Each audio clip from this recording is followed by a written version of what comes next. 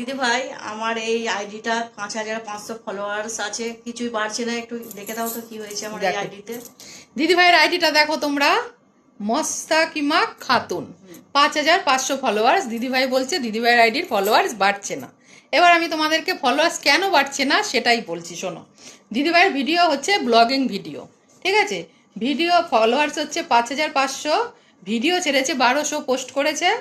আর ভিডিওতে ভিউজ হচ্ছে 42টা, 87টা, 107টা, 193টা, 168টা। 5500 ফলোয়ার্স যদি ভিউজ আসে 100-200, তাহলে ফলোয়ার্স তোমার কি করে বাড়বে?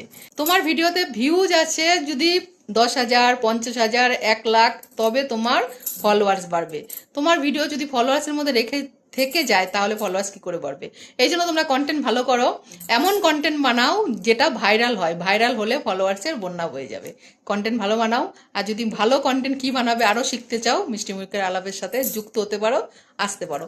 দিদি ভাইকে আমি 3 মাস একটা চ্যালেঞ্জ দিলাম, 3 মাসের মধ্যে আইডি ফলোয়ার্স বাড়াতে পারবে 100% যদি করতে পারে। তোমরা যদি শিখতে যাও আসতে পারো। দিদি ভাইয়ের কাছে সবাই চলে আসবে, ভালোই আইডি বোঝাচ্ছে। কি ধরনের ভিডিও বানালে তোমাদের ভিডিওগুলো ভাইরাল হবে এবং বেশি বেশি ভিউজ আসবে, ফলোয়ার্স বাড়বে, এই সমস্ত যদি আইডিয়া পেতে যাও তাহলে অবশ্যই কিন্তু মিষ্টি মুখের আলাপ আইডির সঙ্গে যুক্ত হয়ে যাও। আর প্রত্যেকটা আইডির মধ্যে আমাদের নাম্বার দেওয়া আছে, এখানে আসলে তবেই শিখতে পারবে। বাড়িতে বসে থাকলে তো শেখা যায় না, তাই না?